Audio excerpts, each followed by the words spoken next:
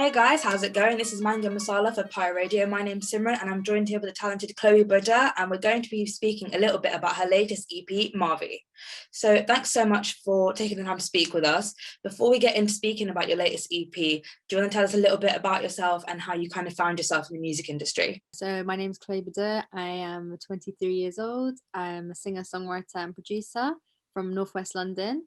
I think I've always just really been into creative subjects. There's a lot of creative subjects at school, like music and drama, film, all of that kind of stuff. And wasn't sure what direction to head in. I changed my UCAS for uni about 10 times. Like didn't know which route to go down, and then eventually stuck with music. And now I've kind of like all of those other skills kind of bleed into my music artistry, I guess. So happy days. It's all kind of come full circle. Like you had all these different outlets and then you kind of found your main one, right? And then that's how it's taken you forward. Yeah, exactly. Who were your biggest inspirations then, kind of when you were curating your own sound and your start within music? I think production wise, I'm really heavily influenced by the Neptunes.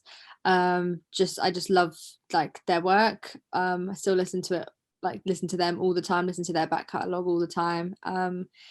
And I guess I'm influenced a lot by like all the R&B girls and like 90s and noughties R&B, like Mariah Carey, and also like old soul legends as well, like D'Angelo and Shaka Khan. Like all of that stuff kind of um, bleeds into what I'm doing. But I guess production wise, sometimes more modern electronic stuff like Sampha and James Blake and FKA Twigs as well. It's kind of an amalgamation of all of those things that I'd like. Nice. So obviously those are like two quite opposing sounds, I suppose, the new modern electronic side of things and the old school like R&B slash slow jams type of vibe, especially the female side of things from female artists. So how would you now describe your current sound trying to like mash those together? I call it like alternative R&B. I guess that's like the broadest like genre that it falls under, because it does have those old R&B sounds, but like the thing that makes it alternative is that the production is kind of a bit quirky and a bit electronic. I think a radio presenter the other day said that mine from my EP sounded kind of burial-esque, which I thought was really interesting, and I was really happy with that comparison. So yeah, people can take what they want from it, I guess, but I tend to call it psychedelic soul or like alternative R&B. Nice. I like that a lot. And I think the opening track of the EP to me gave me very like Ashanti Alia, like R&B old school vibes, like early noughties, late 90s type of like, there's like slow jammy deep songs. And that was like the reminiscent sound of the era, right? And I think you really nailed that on the head. But then later on in the EP, it kind of goes towards the electronic side. And like you said, the more alternative side, which I think pushes it towards like the more modern perspective on like R&B right now, instead of that like old like slow jam vibe, which I really liked. Yeah, I think when I wrote the chorus for I Tried, the first track that you just said was like Ashanti kind of vibes. Even I was like, oh my God, that chorus is so R&B. Like I was always almost surprised that like how R&B it went, even though I love it. And like I obviously I love R&B music and I do kind of write within that genre. I wasn't even expecting that to come out. So I was pleased with that, although it was kind of funny of like how nostalgic it was.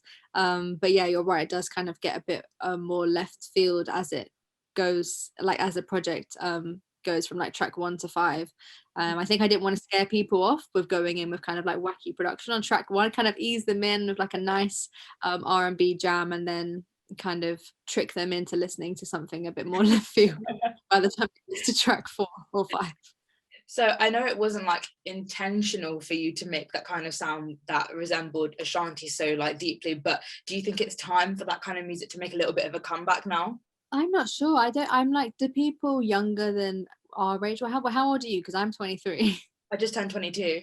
Okay, so yeah, so do people younger than our age, like, do they get the references to those kind of stuff? Like, do they enjoy it? Because I know that our age, like, if you go to a club and like R&B comes on, like, there's always an R&B room in the clubs I go to, and people still love it. But it is kind of all of the old school stuff that we grew up with. So it would be interesting if, like, in the R&B room, you did have more of those current R&B artists. Like, I would love for it to make a full comeback in this country in the way that it's like popping in America still. But I don't know if we will get there. I hope we do though. Our old school is like late 90s, early noughties, like Usher and Ashanti, like all those kind of old artists, like Jagged Edge, Biggie, like everyone like that.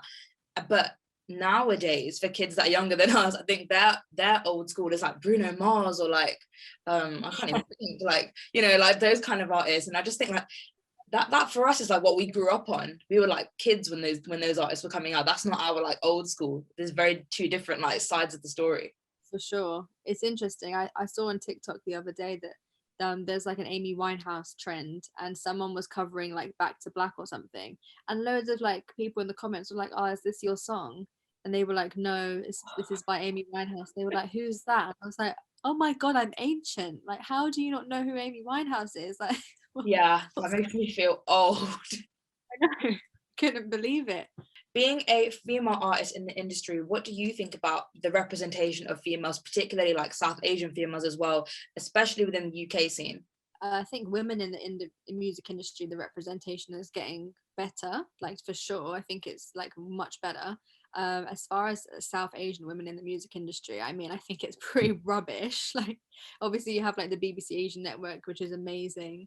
But yeah, I guess like MIA is like a huge artist that's come from the UK that's South Asian. But other than her, I really struggle to think of anyone else that's ever reached that level of like winning Grammys or kind of is a household name. Like I can't think of anyone else really. Like, can you, like, I think in the pop there's like culture? Joy Crooks, Ravina, that kind of stuff, but not that have made like MIA level. Like, I messaged Joy, who I've met a few times, when she was on the Brits red carpet, and she wore like her traditional sari and just looked so gorgeous. And I remember I sent her a message just saying like, I'm so glad that you exist, and I'm so glad that you're kind of being Aww. the person like we did have when we were Yeah. younger. um and so I'm like such a big fan of her. I'm so glad that she exists and is doing what she does at her level. And yeah, I really do hope she gets to a point where she is like a household name, and is doing it like at Adele level, or like Yeah.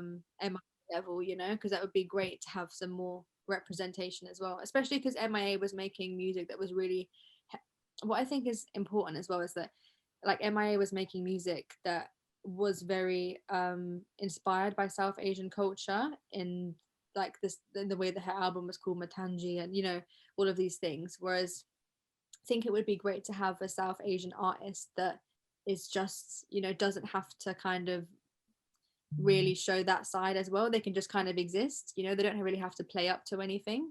Do you know what do I mean? Yeah, we speak about it a lot on the show, in being like a South Asian show, that like it puts you in a certain box and that sometimes it's hard to get out of.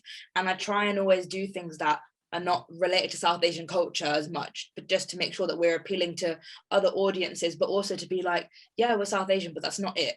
You know, that Exactly. there's so much more. Yeah, exactly. Because, and that's kind of why I kind of draw aesthetically from the culture a little bit, and some of the sounds and like melodies I do kind of use in my music sometimes. But I definitely feel like, you know, being South Asian is a part of who I am, but it's, you know, it's not everything about me, in the same way with you. And you know, everyone feels this way, but I think for some people still in this country, it's easy to kind of just really cause a separation where there doesn't have to be. And I know what you mean. I think though it's interesting, like it's amazing when people draw inspiration from the culture and like they do things that give amazing representation, like Joy wearing the sari on the red carpet and stuff like that. I think that's incredible, but like you said, it's not the be all and end all to our identities. Like there's so much more to it than that. But where do you kind of draw your inspiration from in terms of like your image and how you want to like present yourself as an artist? I think aesthetically, I'm really inspired by like old Bollywood kind of like makeup and jewelry. I think that's aesthetically like my biggest inspiration, and just kind of like the Hindu like goddesses as well. I don't know, just something with the imagery just like really resonates with me, and I don't really pull much from it other than like the energy. I just trying to radiate those kind of vibes, which sounds like, I don't know, that sounds like a really weird thing to say, but I don't know, when I look at any kind of images like that, it makes me feel very powerful, and I'm just trying to kind of push that power out to like other like South Asian women as well. I guess kind of relates, but you said MAVI was like an expression of your vulnerability, and kind of writing it and creating the EP for you was a form of therapy. So how did you best find that you could channel your emotions into this EP? Just kind of being really transparent with my cousin who produced it with me, kind of going around his house and him asking me how I was. Like the whole project started with track 4 on the project called Away. I just kind of went around his house. He asked me how I was, and I just like burst out crying and opened up about all of these things I was going through. And I was ready to kind of not make any music that day and kind of be like, I'm not in a good place, let's just leave it. But he kind of really like almost said, okay, no, let's make a song out of this, like let's channel this into music. That was my first time doing that, and it was really cathartic actually, and yeah, really therapeutic to just like get it out of me, and like from a really like horrible feeling make something that was really beautiful that I could then share with other people to kind of communicate how I was feeling. So yeah, it's a process that I then did a few more times with other songs on the project over the course of about a year and a half or 2 years. And it's something that I'll just continue doing from now on, I think. I think 2 years is a long time to spend on one project. So do you feel like you really put your heart and soul into this one, and like maybe the next one you'll want to spend the same amount of time again? Or Yeah, definitely. I think with me, I kind of always end up spending that long on a project in some ways. Like it's not like I write all of the songs and then it takes me 2 years to finish them. It's kind of like it was written like 2 years ago and then it just kind of sat there for a while, like a year or something, while I released other stuff, but it was always just kind of there in demo form. And then, I write another song, and then as soon as I have 2 songs, I'm like, oh, they'd go nicely together. That's when I start to write the rest of the project. But I think that's a hallmark of a good artist in a way, because it shows that your sound is consistent, that like you could write a song and 2 years later you're still happy with it, you still enjoy what you made a while ago when you were like in a different place in your life completely, but it's still something that resonates with you. So I think it shows like consistency across time, which I don't think a lot of artists stick to these days. Oh, thank you.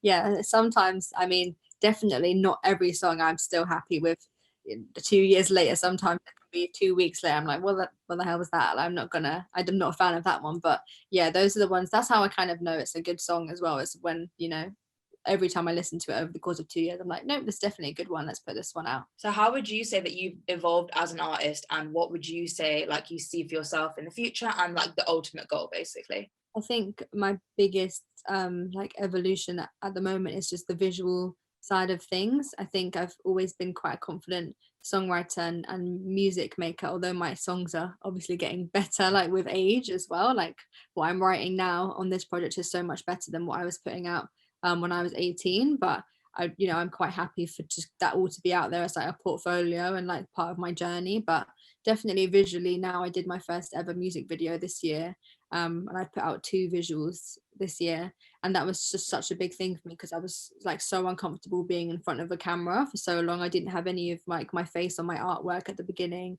and then when I did have my face on my artwork, it was all blurred out and distorted. So it's been a journey, like to even have my face on my artwork, let alone like do a music video. But I'm finally got there now after the years of like doing this artist thing, and now going into next year I feel like ready to do that more, and hopefully doing more like filmed sessions of my band and stuff, which people can watch, which I think would be really nice. Where can we find you, and where can we find your latest EP? And if you want, you can tell us about some events you got coming up in the next few weeks or months. So my Instagram is at Chloe Bodur Music.